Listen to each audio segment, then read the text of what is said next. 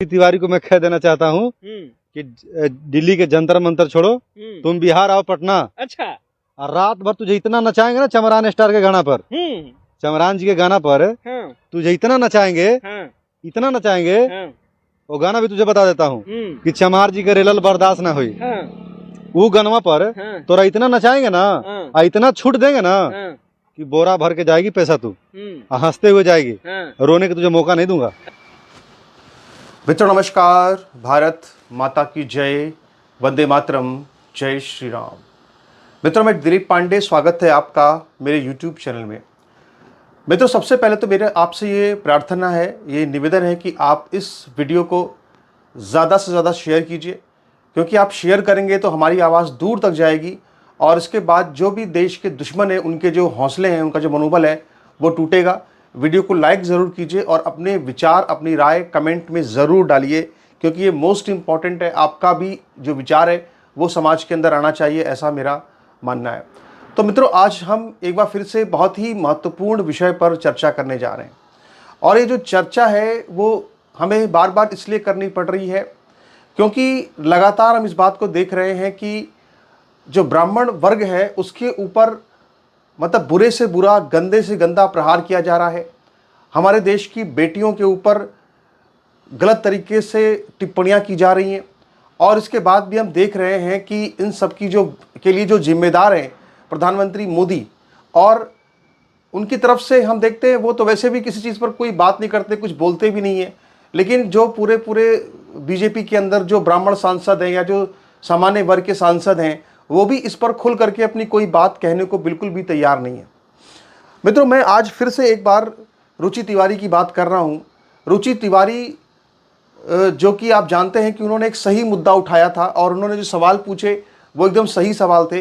लेकिन आज हम इस बात को देख रहे हैं और हमें ये देख करके बहुत दुख भी होता है कि जो पूरा बीजेपी का आईटी सेल है, या जिन्हें आजकल लोग कहते हैं कि आईटी सेलिए हैं, ये लोग किस तरह से रुचि तिवारी और जो मेघा लावण्या है उनके ऊपर ही आज गलत तरीके से सवाल खड़े कर रहे हैं, और आज ये कह रहे हैं कि साहब इनके साथ जो कुछ भी हुआ या इनको जो कुछ भी कहा जा रहा है उसके लिए ये जिम्मेदार नहीं है। मतलब पूरी तरह से आप सोचिए कि किस तरह से अब ये लोग हमारे देश की बेटियों के साथ भी खड़े होने को तैयार नहीं है। मैं अपनी बात आगे रखूंगा, लेकिन उससे पहले मैं आपको एक बयान सुनाना चाहता हूं जो कि चंद्रशेखर आज़ाद की कोई पार्टी है, उसी की पार्टी का एक नेता है जो कि चश्मा वगैरह लगा करके, बिल्कुल टोपी वगैरह लगा करके किस तरह के आपत्तिजनक बयान दे रहा है। मैं आपको एक बार वो बयान सुनाना चाहता हूं, उसके बाद इस पर आगे चर्चा करेंगे। तिवारी को मैं कह देना चाहता हूँ कि दिल्ली के जंतर मंतर छोड़ो, तुम बिहार आओ पटना। अच्छा। और रात भर तुझे इतना नचाएंगे ना चमरान स्टार के गाना पर, चमरान जी के गाना पर हाँ। तुझे इतना नचाएंगे, हाँ। इतना नचाएंगे। हाँ। वो गाना भी तुझे बता देता हूँ कि चमार जी के रेलल बर्दाश्त ना हुई। हाँ।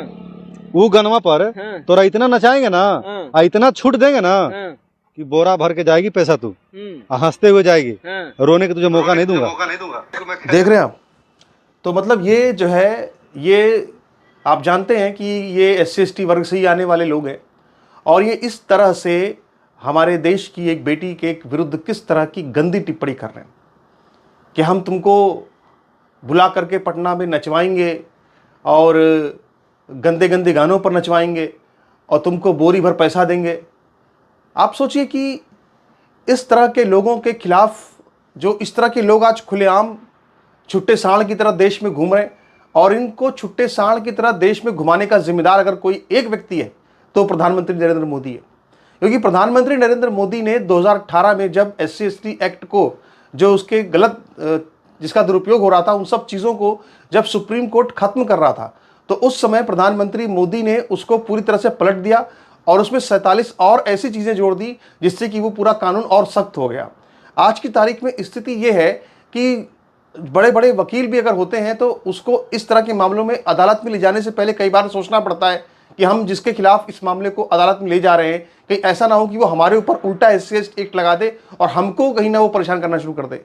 यानी कि आप देखिए कि प्रधानमंत्री नरेंद्र मोदी ने एक ऐसी परिस्थिति देश के अंदर तैयार कर दी है जहां पर कि हर रोज ब्राह्मण लड़कियों को नंगा नचाने की बात, उनको गंदे गंदे गानों पर नचाने की बात, उनके बलात्कार की बात, उनकी बेटियों से संबंध बनाने की बात लगातार कही जा रही है। यानी कि प्रधानमंत्री मोदी देश की आंतरिक स्थिति में जो जिहाद है उसको खत्म करने में कोई बहुत महत्वपूर्ण भूमिका नहीं निभा सके, लेकिन उन्होंने एक भीमतावाद की एक और ऐसी संस्कृति पैदा कर दी है कि एक ऐसी संस्कृति उन्होंने पैदा कर दी है कि आज उसका शिकार जो है पूरा ब्राह्मण समाज और पूरा सामान्य वर्ग हो रहा है। तो आप ये समझ लीजिए कि आखिर इसकी जिम्मेदारी तो उनको लेनी पड़ेगी, इसकी रिस्पॉन्सिबिलिटी उनको लेनी पड़ेगी, लेकिन वो कोई रिस्पॉन्सिबिलिटी लेने को तैयार नहीं है। वो बिल्कुल आकंठ जो है मुस्लिम तुष्टीकरण में और जो है भीमतावाद के तुष्टीकरण में पूरी तरह से डूब गए हैं। और इन सब पे उनकी आंखें भी नहीं खुलती, इन सब पर उनको शर्म भी नहीं आती कि जिस वर्ग ने उनको वोट दे करके इतना बड़ा बनाया, आज वो उस वर्ग को जिस तरह से उनकी बेटियों को गाली दी जा रही है, तो उस पर उनका मौन है। और सबसे बड़ी बात यह है कि जब हम इस तरह के मुद्दों को उठाते हैं, जब हम इस तरह की बातों को करते हैं कि हाँ हमें न्याय चाहिए या हमारी बेटियों के साथ इस तरह की कोई बात ना करे, तो उल्टे जो मोदी का आईटी सेल है या जो बीजेपी का आईटी सेल है, उसके जो छर्रे हैं जिन्हें कुछ आता जाता नहीं है, वो आकर के हमें गालियां देते हैं, हमें उल्टी सीधी बातें कहते हैं, आकर हमें निशाना लगाते हैं कि तुम ऐसा क्यों कह रहे हो प्रधानमंत्री मोदी के खिलाफ। हम उनके सामने एक तर्कपूर्ण बात रखते हैं, हम ये कहते हैं कि भाई देखो इस बात का तर्क ये है, अगर ऐसा मोदी जी ने ना किया होता तो आज इस तरह से ये जो भीमतावाद चल रहा है, जिसमें कि किस तरह से आप देखिए कि एक ब्राह्मण लड़की को नचाने की बातें की जा रही हैं कि उसको नचाएंगे, उसको हम क्या क्या करेंगे, रेप थ्रेट्स दिए जा रहे हैं। तो इसके लिए जिम्मेदार तो वही है, लेकिन इन तर्कों का कोई उनके पास जवाब नहीं है। बल्कि वो क्या कर रहे हैं कि उनकी इस तरह की मानसिकता हो चुकी है कि वो उल्टे अब रुचि तिवारी पर और जो मेघा लावण्या है उनके ऊपर आरोप लगा रहे हैं। रुचि तिवारी से ये जो बीजेपी के आईटी सेलिए हैं, ये रुचि तिवारी से ये सवाल पूछ रहे हैं कि तुमने ये सवाल क्यों पूछा वहां पर कि 5000 साल से पानी क्यों नहीं पिलाया। यानी आप देखिए कि जहां पर उनको आज इन अंबेडकरवादियों के खिलाफ, जो अंबेडकरवाद के नाम पर जो नंगा नाच मचा रखा है, जो ये कर रखा है, आज इनके खिलाफ में आज इनको खड़ा होना चाहिए था बीजेपी के आईटी सेल के लोगों को कि हमारी बेटी है। चलो कोई पपीता लाल है, कोई पपीता लाल है, कोई कुछ है, कोई कुछ समझ में आता है, कोई अदर ओबीसी बैकवर्ड से आने वाला कोई आईटी सेल है, समझ में आता है। लेकिन वो आईटी सेल के लोग जो कि जिनके नाम के आगे श्रीवास्तव लगा हुआ है या सिंह लगा हुआ है या झा लगा हुआ है या ठाकुर लगा हुआ है, जो आईटी सेल के वो सामान्य वर्ग के जो लोग हैं, उनको भी शर्म नहीं आ रही है कि उनकी बहू बेटियों के साथ में इस तरह की टिप्पणी की जा रही है, और इसके बाद भी वो जो है वो चाटने में व्यस्त है, चापलूसी करने में व्यस्त हैं।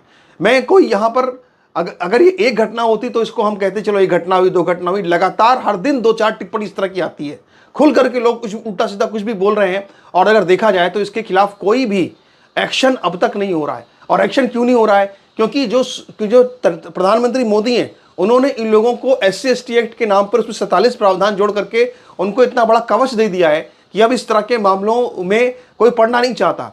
तो इन लोगों को एक खुली तरीके से पूरी छूट दे दी गई है कि ये हमें नोचें, हमें खाएं, हमारी बेटियों पर अलग टिप्पणी करें। और अगर हम सामान्य वर्ग के लोग अगर इनके खिलाफ में बोलें, अगर हम उसमें प्रधानमंत्री मोदी से सवाल पूछें, तो ये हमें कहेंगे कि तुम जातिवादी हो, तुम जो है देश के दुश्मन हो चुके हो। तो इस तरह से अगर वो लगातार करेंगे तो आखिर जो पूरा का पूरा सामान्य वर्ग है, जो कि देश की एक बहुत महत्वपूर्ण आबादी है, क्या वो उनसे पूरी तरह से नाराज नहीं हो जाएगा?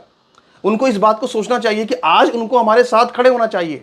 अगर कोई आईटी सेल का व्यक्ति है और वो ओबीसी से आता है, SC/ST से आता है, तो उसको आज और पुरजोर हमारे बेटियों के साथ खड़े होना चाहिए था। लेकिन हमारे बेटियों के साथ आज उस पुरजोर तरीके से खड़े नहीं हो रहा जिस तरह होना चाहिए था।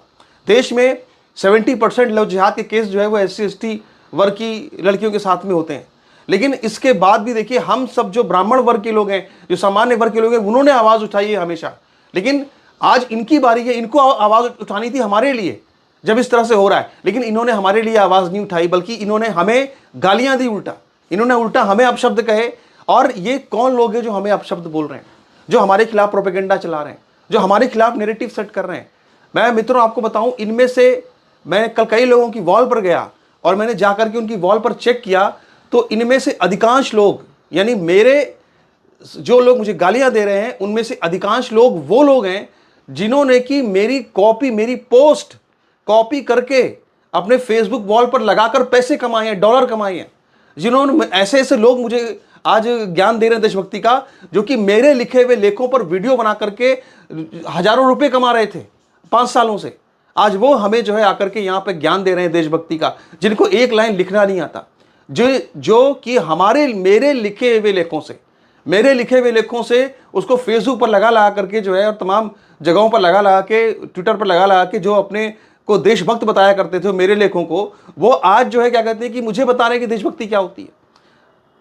तो भैया ये सच बात यह है कि लोग अनपढ़ हैं, गंवार हैं। इनके पास ना तो कोई ऐसा बोलने वाला है, ना इनके पास कोई लिखने वाला है। 2-4 लाइन लिखने के बाद इनकी कलम थक जाती है, इनको लिखना भी नहीं आता, दूसरे पर को गालियां देना आता है बस।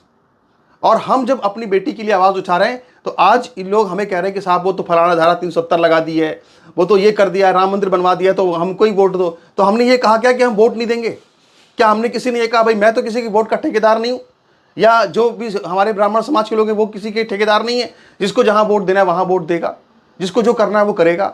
हम तो अपनी बेटी की आवाज़ उठा रहे हैं, लेकिन हमें इस तरह से कहा जा रहा है कि जैसे तुम देशद्रोही हो चुके हो, तुम ये हो चुके हो, तुम वो हो चुके हो, इस तरह की बातें की जा रही हैं। लेकिन उनको ये नहीं दिख रहा है कि किस तरह से जो मोहन यादव की सरकार है उसने वहाँ पे एफिडेविट दिया मध्य प्रदेश के अंदर अदालत में, और ये कहा कि भगवान राम तो जातिवादी थे। अभी एक और वहाँ पे उनका वायरल हो रहा है जिसमें कि उन्होंने कहा कि वो जाति भेद कितना बढ़ गया है, कि मतलब फर्जी की बातें की जा रही हैं। तो ये लोग अपने लोगों को समझाने को तैयार नहीं है। ये लोग प्रधानमंत्री मोदी से कोई वैलिड क्वेश्चन पूछने को तैयार नहीं है। आज हमारी बेटियों की जो दुर्दशा हो रही है उसके लिए यही आईटी सेल जिम्मेदार है। अगर ये आगे हमारे साथ खड़े होकर के अगर ये भी रुचि तिवारी की आवाज़ उठाते, आज मेघा लावण्य पर किस तरह की टिप्पणियां की जा रही हैं, अगर ये भी हमारे साथ खड़े होकर के मेघा लावण्य की आवाज़ उठाते तो आज शायद प्रधानमंत्री मोदी को भी सुनना पड़ता कि हाँ, जब पूरा समाज हमारे खिलाफ में हो रहा है, सब लोग बातें कर रहे हैं, तो मैं भी देखता हूं कि मामला क्या है। लेकिन देखिए कितने ये लोग दुष्ट हैं, ये लोग दुर्योधन की तरफ खड़े हैं, ये लोग दुशासन की तरफ खड़े हैं, जहां पर कि एक बेटी जो देश की रुचि तिवारी, आज जब उसके साथ उसका चीरहरण किया जा रहा है उसके सम्मान का, तो ये सब लोग जो है आज उसको रुचि तिवारी के साथ खड़े नहीं है, ये दुशासन के साथ खड़े, ये दुर्योधन के साथ खड़े हुए लोग हैं। तो इतिहास इनको इसी तरह से याद रखेगा। और जहां तक हमारी देशभक्ति की बात है, तो हमारी देशभक्ति और हमारी राष्ट्रभक्ति पर कोई संदेह नहीं है, क्योंकि हम वो लोग हैं जिन्होंने 5 सालों से हमने जो किया उसको तुमने कॉपी कर करके, कहना नहीं चाहता हूं लेकिन बहुत गुस्सा आती है कि इन्होंने जो है ना, वो अब गाली देने का कोई मतलब नहीं है, लेकिन मैं ये बता रहा हूं आपसे कि ये लोग कितने नीच प्रवृत्ति के लोग हैं कि मेरे ही लेखों को कॉपी करके अपने फेसबुक वॉल पर लगाते रहे जिंदगी भर, और आज इनको जो है लग रहा है कि हम बहुत बड़े देशभक्त हो गए। इनकी देशभक्ति भी कॉपी कट पेस्ट है, ये इनकी स्थिति है। तो मेरा ये कहना है कि इन सब चीज़ों पर संज्ञान लेते हुए, जो भी हमारी सामान्य वर्ग की चिंताएं हैं उनको ध्यान रखते हुए, उनको समझते हुए, प्रधानमंत्री मोदी को जो भी आमूल चूल परिवर्तन हो सकता है वो करना चाहिए, ताकि ये जो गुस्सा है ये गुस्सा शांत हो जाए और लोग जो है वो फिर से जो एक सही विचार जिस पे हम चल रहे थे उस पे हम चल सकें। यही हमारी छोटी सी मांग है, और इसी मांग को लेकर के मैंने ये वीडियो बनाया। मेरी आपसे प्रार्थना है कि आप हमारे वीडियो को जरूर शेयर कीजिए, ज़रूर लाइक कीजिए, ज़रूर इस पर अपने कमेंट्स कीजिए, ताकि ये और आगे बढ़े और हमारे विचार दूर तक फैलें, और जो असली ये देशद्रोही है ना, इनके मनोबल टूटने चाहिए। ये सबसे बड़ी ज़रूरत है। नमस्कार, धन्यवाद।